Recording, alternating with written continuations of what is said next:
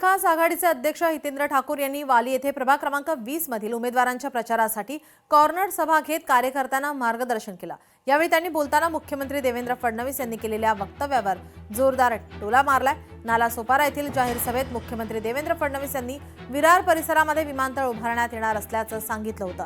मुख्यमंत्र्यांच्या भाषणाच्या सुरुवातीलाच माईकमधून शिट्टीचा आवाज आला होता, त्यामुळे वसई विरारमध्ये शिट्टीच वाजत असल्याचं सांगितलंय। वाली येथील कॉर्नर सभेत एका कार्यकर्त्यांनी विमानतळाच्या जागेसाठी गरिबांच्या झोपड्यांवर बुलडोझर फिरवला जाईल अशी खंत व्यक्त केली। यावेळी बोलताना हितेंद्र ठाकूर यांनी विमानतळ उभारण्यासाठी 2000 एकर जमीन लागेल, जमीन आहे कुठे असा सवाल केलाय।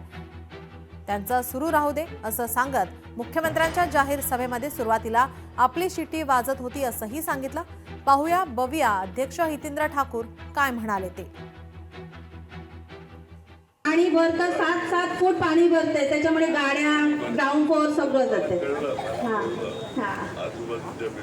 त्याच्यामुळे तुम्ही थोडंसं आम्हाला सहकार्य केलं तर खूप आभार आहे। आता तुमच्या परीने काय रोड वगैरे वाढवला तर, आणि गटर एक मेन म्हणजे क्लीन झाले पाहिजेत, त्याच्यातून पाणी गेलं तर आमच्याकडे पाणी तुंबण्याचा चान्सच नाही ना। मला आठवण कर, इंजिनियरना पाठवतो काय मार्ग काढता येईल तो आपण या पावसाच्या अगोदर। लोक हुशार आहेत, आजपर्यंत कुठे स्वार्थ साधला आणखी नंतर काय पलटी मारली हे लोकांना कळते।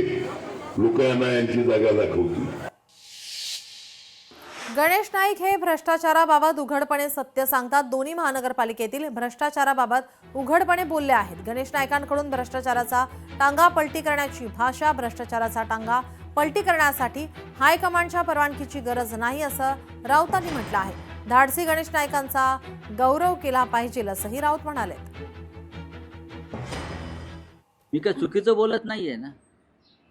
गणेश नाईक जे सांगतायत ते महाराष्ट्रानं ऐकलेलं आहे आणि महाराष्ट्राला पटलेलं आहे। गणेश नाईक जे म्हणतायत की मला हायकमांडनं परवानगी द्यावी, भ्रष्टाचारांचा टांगा पलटी करायला हायकमांडची गरज लागत नाही, हे आपला एक अंतरात्मा आपल्याला सांगतो की आपल्याला लढाई केली पाहिजे भ्रष्टाचाराविरुद्ध।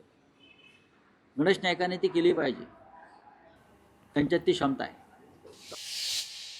मुख्यमंत्री फडणवीस यांनी मुलाखतीदरम्यान पुण्यातील गुंडांच्या उमेदवारीवरून टीका केली। त्यावरून खासदार सुप्रिया सुळे यांनी प्रतिक्रिया दिली आहे। गृहमंत्र्यांनी आत्मचिंतन करावं असा पलटवार खासदार सुप्रिया सुळे यांनी केला आहे। मलाही हा प्रश्न पडलेला आहे की यांना उमेदवारी देण्याची आवश्यकता काय आहे। इतके 60 लाख पुणेकर आहेत, त्या 60 लाख पुणेकरांमध्ये अशीच माणसं का मिळाली। अनेक वेळा तर मी भाषणं ऐकली आहेत की पुण्यातली कोयता गँग संपवा, पुण्यातली गुन्हेगारी संपवा, पुण्यातली गुन्हेगारी संपली नाही तर मी पोलीस आयुक्त तुमच्यावर कारवाई करीन।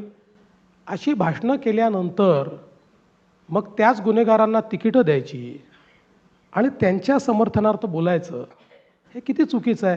माझी तर मुख्यमंत्र्यांकडून अपेक्षा होती की त्यांनी महाराष्ट्रातली आणि पुण्यामधली गुन्हेगारी थांबावी। मग का ती गुन्हेगारी थांबत नाहीये पुण्यात? कोयता गँग का शांत बसत नाही? आणि पुण्यातला क्राईम हा काय आजचा नाहीये। पुण्यातला क्राईम गेले यांचं सरकार आल्यापासून वाढलाय आणि हा डेटा माझा नाहीये, हा भारत सरकारचा डेटा आहे। त्यांचाच सरकारचाच डेटा सांगतो की पुण्यात क्राईम वाढलेला आहे।